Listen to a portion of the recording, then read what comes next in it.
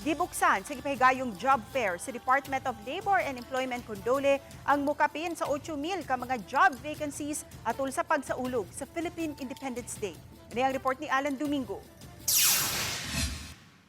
Mirag sa mga job hunter sa usa ka mall sa SRP sa pamasin nga makalingkawas sa kawalay trabaho. Daw walay maglisod sa mga job applicants kay mukabat sa 8,100 ka mga bakanting trabaho gikan sa 50 ka mga employers ang nagpaabot kanila basta mohaom lang ang ilang katakos sa trabaho. Adunay overseas, adunay usay local jobs nga kapilian og labaw sa tanan apil ang mga K-12 graduates og mga purpose o pantawid beneficiary ang gigahinan og trabaho.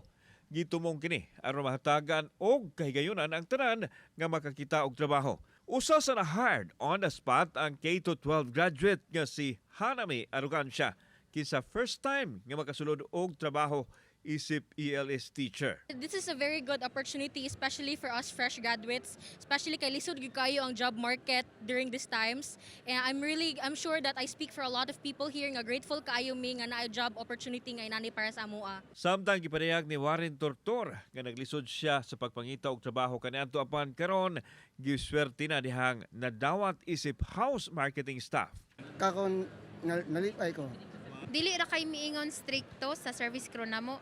At least high school or senior high school graduate, ana bahala wala siya experience basta willing to learn lang jud ta. This is also our collaboration with DepEd sa atong programa ngadto sa mga senior high school tungod kay ato manggon ning anticipate ug ato ning gitanaw nga ang atong mga senior high school graduates makatrabaho diha dayon. Matod ni Direktor Roy Boynafe nga mitaas ang unemployment rate sa rehiyon apan gilauman nga moubos kini dungan sa programa nga gipatuman karon sa kagamhanan.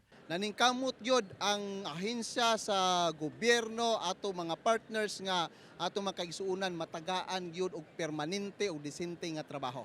Katambayayong sa duli ang LGU diin mitambong usab ang mayor atol sa job fair kauban ang assistant secretary sa duli ug uban pa ang mga opisyal.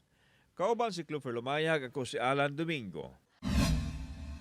Balitang Bisdak.